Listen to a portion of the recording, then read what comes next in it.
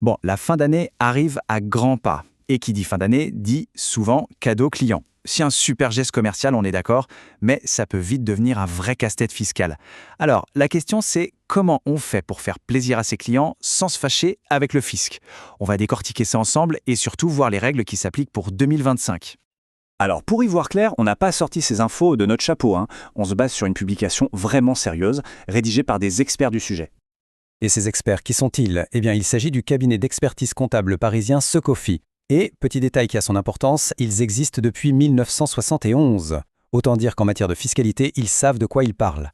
C'est donc leur expertise qui va nous guider aujourd'hui. Voilà la grande question que tout entrepreneur se pose, non? Ce geste, qui est super important pour la relation client, est-ce qu'il peut se transformer en piège fiscal? L'idée, c'est justement de trouver le bon équilibre entre la générosité et le respect des règles. Alors, entrons dans le vif du sujet. D'un côté, on a le geste commercial. C'est essentiel, ça fidélise. De l'autre, on a l'administration fiscale qui, elle, se méfie un peu des dépenses qui pourraient ressembler à des avantages personnels déguisés. L'objectif du fisc, c'est d'éviter les abus. Et c'est là, évidemment, que les choses se compliquent un peu. Bon, pour commencer, il faut comprendre le principe de base de la TVA en France. La règle, c'est que la TVA sur les dépenses qui ne sont pas directement liées à l'activité de l'entreprise, eh bien, elle n'est pas récupérable. C'est le cas pour ce que le fisc considère comme des dépenses un peu de luxe ou pas strictement nécessaires. Et les cadeaux clients, forcément, pourraient vite tomber dans cette catégorie. Mais alors, pourquoi est-ce qu'on peut quand même récupérer la TVA sur les cadeaux? Tout simplement parce que l'administration fiscale n'est pas complètement déconnectée de la réalité des affaires. Elle sait très bien que ces gestes commerciaux sont importants. Le but de la réglementation, ce n'est donc pas de tout interdire, mais de tracer une ligne rouge, une limite entre une attention commerciale légitime et une dépense qui serait jugée excessive. Et pour ça, il y a un chiffre, un seul chiffre à retenir. Et cette ligne rouge, cette fameuse règle d'or que tout le monde doit avoir en tête pour 2025, elle tient en un seul montant.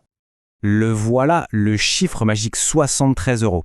C'est le montant à mémoriser. C'est la valeur maximale, toute taxe comprise, d'un cadeau client pour pouvoir récupérer la TVA. C'est vraiment le seuil à ne jamais dépasser. Attention parce que ce chiffre de 73 €, il vient avec des conditions bien précises. D'abord, c'est un montant TTC, donc taxe incluse. Et surtout, il est calculé par bénéficiaire RET sur l'année civile complète. C'est là qu'est le piège. Si l'on offre plusieurs petits cadeaux à la même personne au fil de l'année, il faut les additionner. Et si le total dépasse 73 €, c'est là que les problèmes commencent. Et je dis bien que les problèmes commencent, parce que la règle est brutale. Si un cadeau dépasse ce seuil, ne serait-ce que d'1 centime, ce n'est pas juste la TVA sur le dépassement que l'on perd. Non. C'est la totalité de la TVA sur ce cadeau qui devient non récupérable. C'est vraiment du tout ou rien. Bon, évidemment, ce serait trop simple s'il n'avait pas quelques subtilités. Comme souvent en fiscalité, il y a des exceptions. Et il y a une catégorie bien précise d'objets qui, eux, échappent à cette règle très stricte des 73 €. Voilà la distinction la plus importante à faire, celle entre un cadeau client et un objet publicitaire. Ce n'est pas du tout la même chose aux yeux du fisc. Le cadeau client, c'est un geste personnel pour une personne précise et il est soumis au plafond de 73 €. L'objet publicitaire, lui, c'est un outil de promotion de masse, de très faible valeur, et pour lui, les règles sont beaucoup plus souples. Concrètement, un objet publicitaire, c'est quoi? Eh bien, ce sont les classiques, des stylos, des calendriers, des porte-clés, des bloc-notes, en gros des petits objets avec un logo dessus que l'on distribue à plein de monde. Ce qui compte ici, c'est deux choses, la valeur unitaire très faible et la distribution large. Pour ce type d'objet, en général, la TVA est entièrement déductible, sans qu'on ait à se soucier de ce fameux plafond de 73 €. Ok, maintenant on connaît les règles, c'est bien. Mais en pratique, comment on fait? Comment on enregistre tout ça en compta pour être sûr d'être irréprochable si jamais il y a un contrôle? En fait, c'est un processus en 3 étapes, assez simple, mais qui demande de la rigueur.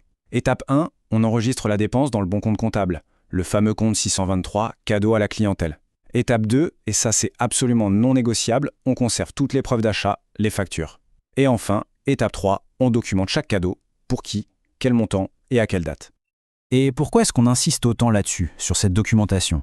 Tout simplement parce qu'en cas de contrôle fiscal, ce n'est pas une option, c'est la seule et unique ligne de défense. C'est ce qui va permettre de prouver que la dépense était bien professionnelle et qu'elle respectait les règles. Sans ça, adieu la déduction de TVA. Bon, on a brassé pas mal d'infos. Pour être bien sûr que l'essentiel est retenu, on va résumer tout ça en une petite checklist très pratique pour 2025. Alors voilà, en quelque sorte, les 4 commandements du cadeau client réussi fiscalement. Premièrement, le seuil de 73 € TTC par an et par personne.